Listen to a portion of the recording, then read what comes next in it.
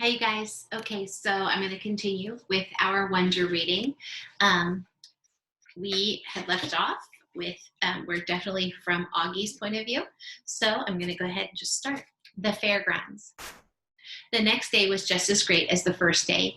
We went horseback riding in the mountain in the morning, and in the afternoon we rappelled up some ginormous trees with the help of the nature guides. By the time we got back to the cabins for dinner, we were all really tired again. After dinner, they told us we had an hour to rest, and then we were going to take a 15-minute bus ride to the fairgrounds for an outdoor movie night. I hadn't had the chance to write a letter to Mom and Dad and Via yet, so I wrote one telling them all about the stuff we did that day and the day before. I pictured myself reading it to them out loud when I got back, since there was no way the letter would get home before I did. When we got to the fairgrounds, the sun was just starting to set. It was about 7:30. The shadows were really long on the grass and the clouds were pink and orange. It looked like someone had taken sidewalk chalk and smudged the colors across the sky with their fingers. It's not that I haven't seen nice sunsets before in the city, because I have, slivers of sunsets between buildings, but I wasn't used to seeing so much sky in every direction. Out here in the fairgrounds, I could understand why ancient people used to think that the world was flat and the sky was a dome that closed in on top of it. That's what it looked like from the fairgrounds in the middle of this huge open field. Because we were the first school to arrive, we got to run across the field all we wanted until the teachers told us it was time to lay out our sleeping bags on the ground and get good viewing seats. We unzipped our bags and laid them down like picnic blankets on the grass in front of the giant movie screen in the middle of the field. Then we went to the row of food trucks parked at the edge of the field to load up on snacks and sodas and stuff like that.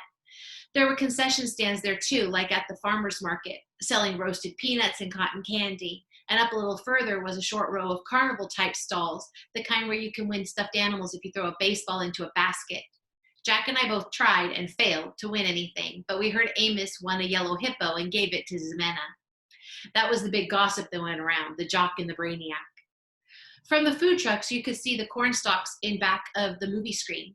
They covered about a third of the entire field. The rest of the field was completely surrounded by woods.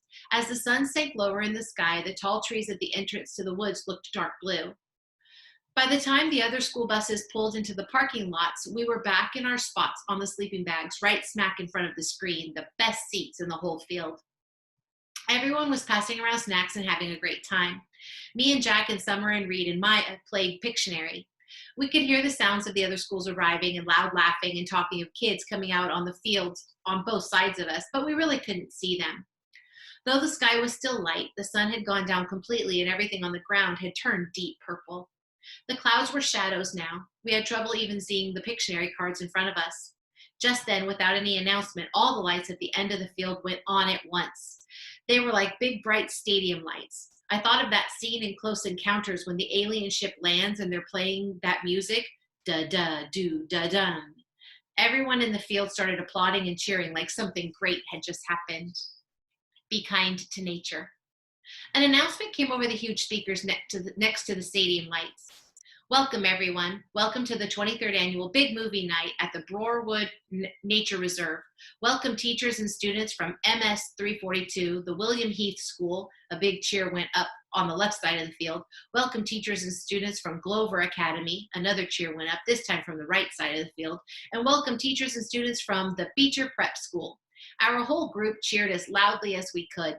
We're thrilled to have you as our guests here tonight and thrilled that the weather is cooperating. In fact, can you believe what a beautiful night this is? Again, everyone whooped and hollered. So as we prepare the movie, we do ask that you take a few moments to listen to this important announcement. The Broarwood Nature Reserve, as you know, is dedicated to preserving our natural resources and the environment. We ask that you leave no litter behind. Clean up after yourselves. Be kind to nature and it will be kind to you. We ask that you keep that in mind as you walk around the grounds. Do not venture beyond the orange cones at the edge of fairgrounds. Do not go into the cornfields or the woods. Please keep the free roaming to a minimum. Even if you don't feel like watching the movie, your fellow students may feel otherwise, so please be courteous. No talking, no playing music, no running around. The restrooms are located on the other side of the concession stands. After the movie is over, it will be quite dark, so we ask that all of you stay with your schools as you make your way back to your buses.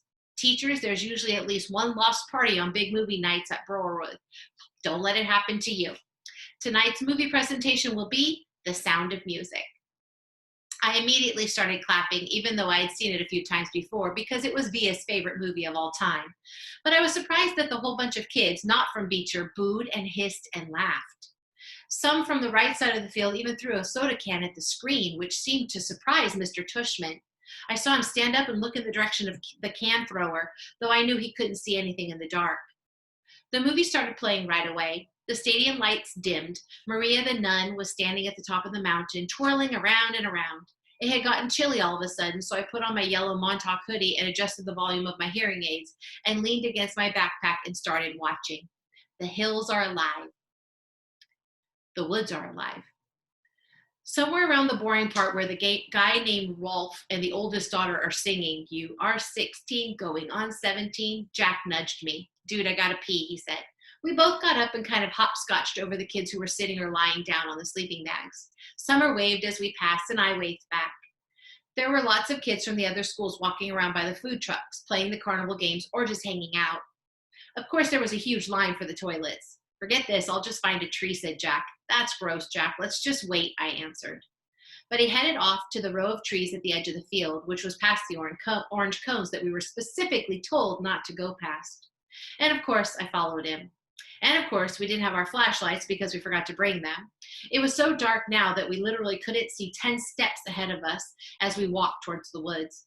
Luckily, the movie gave off some light, so when we saw a flashlight coming towards us out of the woods, we knew immediately that it was Henry, Miles, and Amos. I guess they hadn't wanted to wait online to use the bathroom either.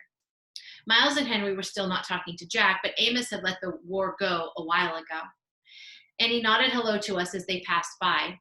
"Be careful of the bears," shouted Henry as he and Miles laughed as they walked by. Amos shook his head at us like, "Don't pay attention to them." Jack and I walked a little further until we were just inside the woods. Then Jack hunted around for the perfect tree and finally did his business, though it felt like he was taking forever. The woods were loud, and strange sounds and chirps and croaks like a wall of noise was coming out of the trees. Then we started hearing loud snaps not far from us, almost like cap gun pops that definitely weren't insect noises. And far away, like in another world, we heard "raindrops on roses and whiskers on kittens." "Ah, that's much better," said Jack, zipping up. "Now I have to pee," I said, which I did on the nearest tree. No way I was going further in like Jack did. "Do you smell that? Like firecrackers?" he said, coming over to me. "Oh yeah, that's what it is," I answered, zipping up. "Weird. Let's go." Alien. We headed back the way we came in the direction of the giant screen. That's when we walked straight into a group of kids we didn't know. They had just come out of the woods doing stuff I'm sure they didn't want their teachers to know about. I could smell the smoke now, the smell of both firecrackers and cigarettes. They pointed a flashlight at us. There were 6 of them, 4 boys and 2 girls. They looked like they were in the 7th grade. "What school are you from?" one of the boys called out. "Beecher Prep," Jack started to answer when all of a sudden one of the girls started screaming. "Oh my God," she shrieked, holding her hand over her eyes like she was crying. I figured maybe a huge bug had just flown into her face or something. "No way," one of the boys cried out, and he started flicking his hand in the air like he had just touched something hot. And then he covered his mouth. "No freaking way, man, no freaking way." All of them started half laughing and half covering their eyes now, pushing each other and cursing loudly. "What is that?" said the kid who was pointing the flashlight at us, and it was only then that I realized that the flashlight was pointed right at my face. And what they were talking about, screaming about, was me. "Let's get out of here," Jack said to me quietly, and he pulled me by my sweatshirt sleeve and started walking away from them. "Wait, wait, wait," yelled the guy with the flashlight, cutting us off. He pointed the flashlight right at my face again, and now he was only about 5 feet away. Oh man, he said, shaking his head, his mouth wide open. "What happened to your face?" "Stop it, Eddie," said one of the girls. "I didn't know we were watching Lord of the Rings tonight," he said. "Look, guys, it's Gollum." This made his friends hysterical. Again, we tried to walk away from them, and again the kid named Eddie cut us off. He was at least a head taller than Jack, who was about a head taller than me, so the guy looked huge to me. "No, man, it's alien," said one of the other kids. No, man, it's an orc," laughed Eddie, pointing the flashlight in my face again. This time, he was right in front of us. "Leave him alone, okay?" said Jack, pushing the hand holding the flashlight away. "Make me," answered Eddie, pointing the flashlight in Jack's face now. "What's your problem, dude?" said Jack. "Your boyfriend's my problem." "Jack, let's just go," I said, pulling him by the arm. "Oh man, it talks," screamed Eddie, shining the flashlight in my face again. Then one of the other guys threw a firecracker at our feet. Jack tried to push past Eddie, but Eddie shoved his hands into Jack's shoulders and pushed him hard, which made Jack fall backwards. Eddie, screamed one of the girls. Look, I said, stepping in front of Jack and holding my hands up like in the air like a traffic cop. We're a lot smaller than you guys. Are you talking to me, Freddy Krueger? I don't think you want to mess with me, you ugly freak, said Eddie. And this was the point where I knew I should run away as fast as I could, but Jack was still on the ground, and I wasn't about to leave him. Yo, dude, said a new voice behind us. What's up, man? Eddie spun around and pointed his flashlight toward the voice. For a second, I couldn't believe who it was. Leave them alone, dude, says Amos with Miles and Henry right behind them. Says who? Said one of the guys with Eddie. Just leave them alone, dude, Amos repeated calmly. Are you a freak too, said Eddie. They're all a bunch of freaks, said one of his friends. Amos didn't answer them but looked at us. Come on, guys, let's go. Mr. Tushman's waiting for us. I knew that was a lie, but I helped Jack get up and we started walking over to Amos. Then out of the blue, the Eddie guy grabbed my hood as I passed by him, yanking it really hard, so I was pulled backward and fell flat on my back. It was a really hard fall, and I hurt my elbow pretty bad on a rock. I couldn't really see what happened afterward, except that Amos rammed into the Eddie guy like a monster truck, and they both fell down on the ground next to me. Everything got really crazy after that. Someone pulled me up on my sleeve and yelled, run, and someone else screamed, get him, at the same time. And for a few seconds, I actually had two people pulling the sleeves of my sweatshirt in opposite directions. I heard them both cussing until my sweatshirt ripped, and the first guy yanked me by my arm and started pulling me behind him as we ran, which I did as fast as I could. I could hear footsteps just behind us, chasing us, and voices shouting and the girls screaming, but it was so dark I didn't know whose voices they were, only that everything felt like we were underwater. We were running like crazy, and it was pitch black, and whenever I started to slow down, the guy pulling me by my arm would yell, don't stop. Voices in the dark. Finally, after seeing what was like forever of running, someone yelled, I think we lost them. Amos? I'm right here, said Amos's voice a few feet behind us. We can stop, Miles yelled from further up. Jack, I yelled. Whoa, said Jack, I'm here. I can't see a thing. Are you sure we lost them? Henry asked, letting go of my arm. That's when I realized he had been the one who was pulling me as I ran. Yeah, shh, let's listen. We all got super quiet, listening for footsteps in the dark. All we could hear were the crickets and frogs and our own crazy panting. We were out of breath, stomachs hurting, bodies bent over our knees. We lost them, said Henry. Whoa, that was intense. What happened to the flashlight? I dropped it. How did you guys know, said Jack. We saw them before. They looked like jerks. You just rammed into him, I said to Amos. I know, right? Laughed Amos. He didn't even see it coming, said Miles. He was like, are you a freak too? And you were like, bam, said Jack. Bam, said Amos, throwing a fake punch in the air. But after I tackled him, I was like, run, Amos, you schmuck. He's 10 times bigger than you. And I got up and started running as fast as I could. We all started laughing. I grabbed Augie and was like, run, said Henry. I didn't even know it was you pulling me, I answered. That was wild, said Amos, shaking his head. Totally wild. Your lip is bleeding, dude. I got in a couple of good punches, answered Amos, wiping his lip. I think they were 7th graders. They were huge. Losers, Henry shouted really, really loudly, but we all shushed him. We listened for a second to make sure no one had heard him. Where the heck are we, said Amos. I can't even see the screen. I think we're in the cornfields, answered Henry. Duh, we're in the cornfield, said Miles, pushing a cornstalk at Henry. Okay, I know exactly where we are, said Amos. We have to go back in this direction. That'll take us to the other side of the field. Yo, dude, said Jack, hand high in the air. That was really cool of you guys to come back for us. Really cool. Thanks. No problem, answered Amos, high-fiving Jack, and then Miles and Henry high-fived him too. Yeah, dude, thanks, I said, holding my palm up like Jack just had, though I wasn't sure if they'd high-five me too. Amos looked at me and nodded. It was cool how you stood your ground, little dude, he said, high-fiving me.